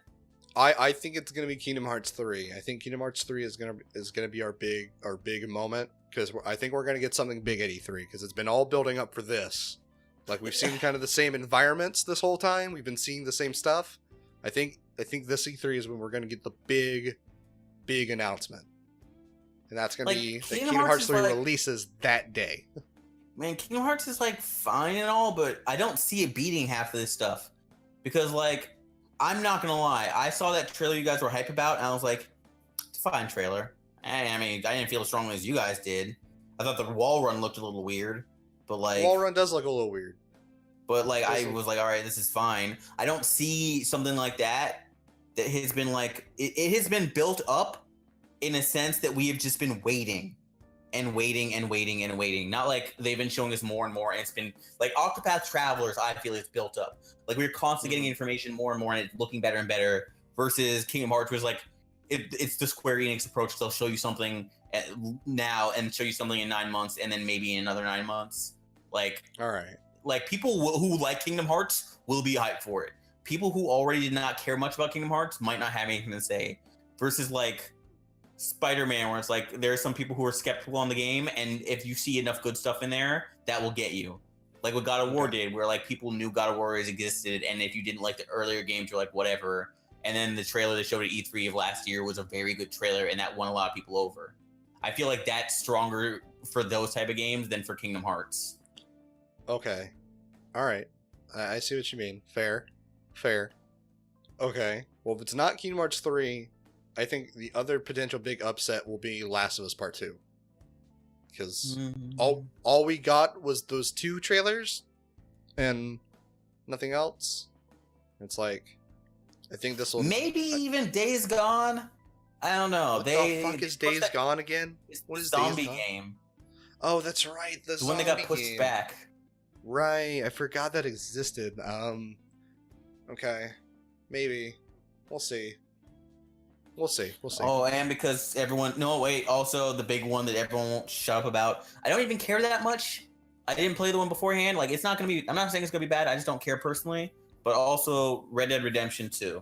That will be there in some effect. Man, I specifically made sure not to put that on this list because the director or whatever was talking about DLC and, like, how it's not currently on the menu, but, like, I think that just means they're going to introduce it at some point. I mean, why wouldn't they? Look at how successful they are with the GTA 5. Like, I don't want to think about how successful they are with GTA 5. But they are. That makes them stupid amounts of money. They're not going to not do it again. And that's why they're not on the docket. I mean, it's still a thing that exists, regardless of how you feel. It's not like us not mentioning it means people won't know about it. That game is so big that people are delaying their dates for when they're putting games out because you don't want to be in the same holiday release cycle as a Rockstar game. And that's why Kingdom Hearts 3 will release at E3. I'm telling you, there's no reason put money on that? No, I don't. Coward. Then you're not certain it's going to come out on E3. I'm not certain. I've never said I was certain, but I want it to. You've said that for months. That it's coming out on E3. I'm certain that I want it to be released at E3. What would you do? What would you do if it did? What would you do? If I bet you? Yeah. Then I would honor the bet. I'd be like, well, damn, I'm actually shocked. Here's the thing that we agreed upon beforehand. Okay. I don't know. I don't know if I want to bet money on it because I already got that bet with Skylar going on. So I don't know. That's a different bet, which is not worth much in comparison. It's not worth much. No, it's like $50. How much are you guys betting for that? $50 essentially. Yeah, that's nothing. To you, maybe $50 is a lot to me. I'll make bets. You about to make this one? We're gonna figure something out. Claude's now just trying to figure something. How can I make this bet? What can I do? I don't know why I put on a voice for that, but just ignore that part. And yeah, that's pretty much it. That's the whole docket. Everybody, thank you for joining us here for the DADCast. I'm your host, James, and I've been joined by my buddy Claude. Mm-hmm. And if Claude, you reach us. If you want to reach us and ask us any comments or questions, you can find us at officialdadcast@gmail.com. What was that email, Claude? officialdadcast@gmail.com. And if you made it this far, I also just want to let you know we will soon be moving over to Podbean from Castbox. We'll still be available at castbox.fm, but you will find better audio quality over at Podbean due to there not being any file size limits. So I'll be able to have a standard bit rate for every audio file. So look forward to that, and I will make sure to update you all when that time comes. In addition, you can find us at the official DADCast YouTube channel, titled just so Official DADCast. So look forward to that. That will also have all of our previous DADcasts in video format for your viewing pleasure, in case you excluding episode 5. Excluding episode 5, because it has been lost to my recycling bin because I did not like the lack of effort the host put into that. But thank you. And for those of you who joined us late, the host was not James for that one. The host was not me. It was a buddy of mine who I went through the effort of explaining exactly how to do his job, and he still couldn't do it right. Thank you, everybody, for joining us for the DADCast. Have a good night. Night.